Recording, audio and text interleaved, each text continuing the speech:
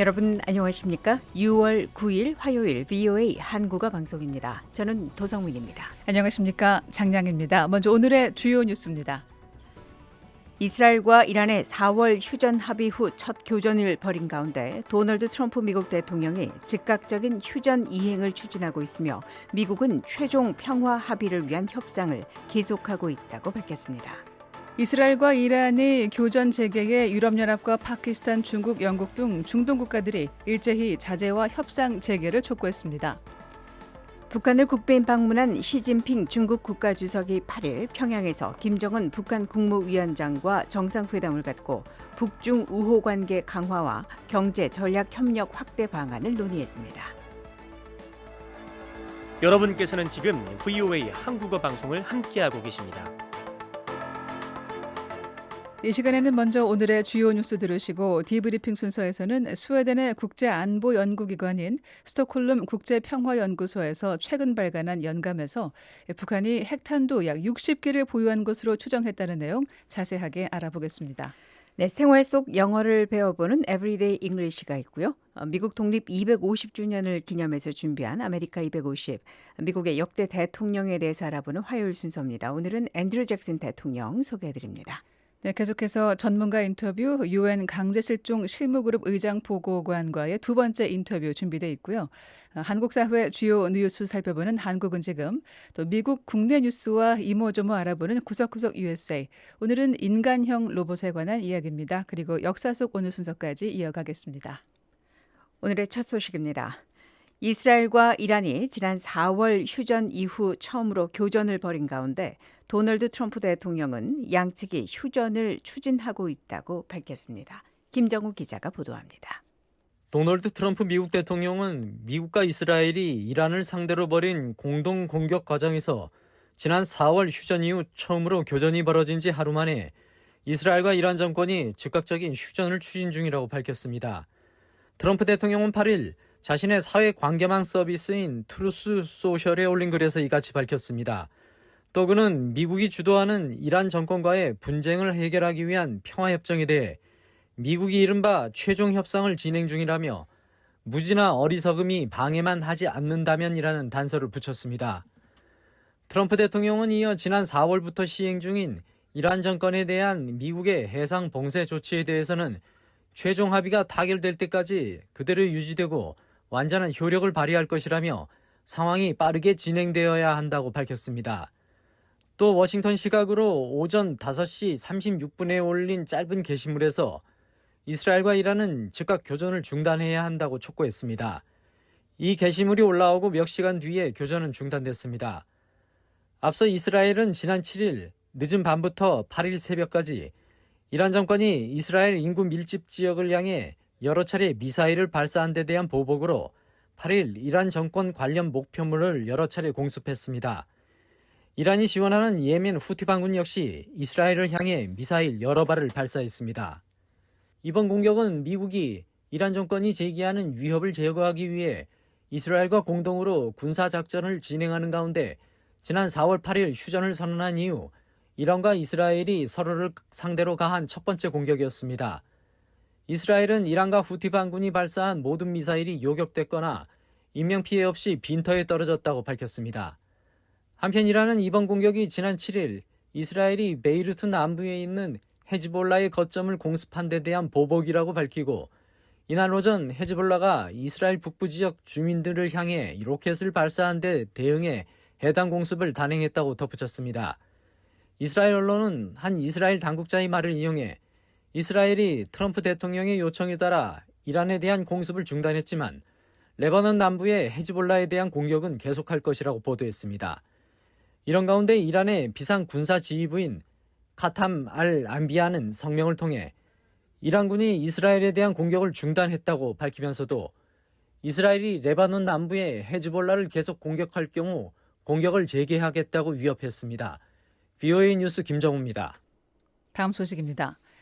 이스라엘과 이란이 100일째로 접어든 분쟁 속에서 다시 미사일 공격과 공습을 주고받은 가운데 유럽연합과 파키스탄, 영국, 중동 국가들이 긴장 완화를 촉구하고 나섰습니다.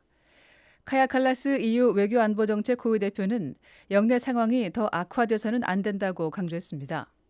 칼라스 대표는 EU 국방장관 비공식 회의가 열린 키프로스에서 이스라엘과 이란이 밤사이 교전을 벌였으며 이 지역은 평화 협상과 불안정한 휴전이 이어지고 있다며 전면전으로 돌아가는 것은 영내 전체에 엄청난 대가를 초래할 것이라고 말했습니다.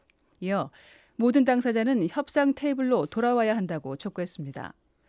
칼라스 대표의 발언은 이란 정권의 호르무즈 해협 해상 교통 제한과 관련해 EU 회원국들이 첫 제재를 발표한 날 나왔습니다. 여러분께서는 지금 VOA 한국어 방송을 함께하고 계십니다. 시진핑 중국 국가주석이 8일 북한을 국빈 방문해 김정은 북한 국무위원장과 만났습니다.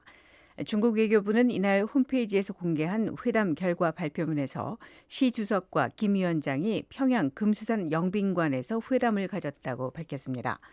중국 외교부에 따르면 시 주석은 새 시기 중조, 북중 관계에 대한 최고위급 설계와 전략적 지도를 강화하고 중조 관계가 시대의 변화에 맞춰 더 큰 발전을 이루도록 추진해 양국과 양국 인민에게 더 큰 혜택을 제공하며 지역은 물론 세계의 평화와 안정, 발전과 번영에 적극적으로 기여하기를 바란다고 말했습니다. 이어 중국과 북한 관계 발전을 위한 4가지 방안을 제시했습니다. 4가지 방안에는 고위급 교류를 통한 정치적 신뢰 강화와 인민에게 혜택을 주는 것을 목표로 한 실질 협력 확대, 우호 계승을 동력으로 민심을 잇는 유대 강화, 공정과 정의를 바탕으로 전략 협력 내용을 풍부하게 할 것 등입니다. 중국 외교부에 따르면 이날 김 위원장은 북중 관계 발전에 대해 국가의 가장 중요하고 우선적인 전략 사업으로 삼고 조중 관계를 국가 간 관계 모범으로 만들기 위해 전력을 다할 것이라고 말했습니다. 시 주석은 8일부터 9일까지 이틀 일정으로 북한을 국빈 방문합니다. 시 주석의 방북은 2019년 이후 7년 만이며 두 정상의 만남은 지난해 9월 김 위원장의 방중 이후 약 9개월 만입니다.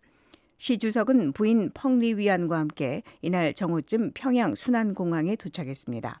김정은 위원장은 부인 리설주와 함께 공항에서 직접 시 주석 부부를 맞이했습니다. 다음 소식입니다. 시진핑 중국 국가주석은 북한 방문을 통해 중국이 북한에 대한 영향력을 유지, 강화하려는 의도를 갖고 있다고 미국 전문가들이 분석했습니다. 특히 북러 밀착이 심화된 상황에서 중국이 대북 영향력을 재확인하려 한다는 것입니다. 관련 소식 함지하 기자가 보도합니다.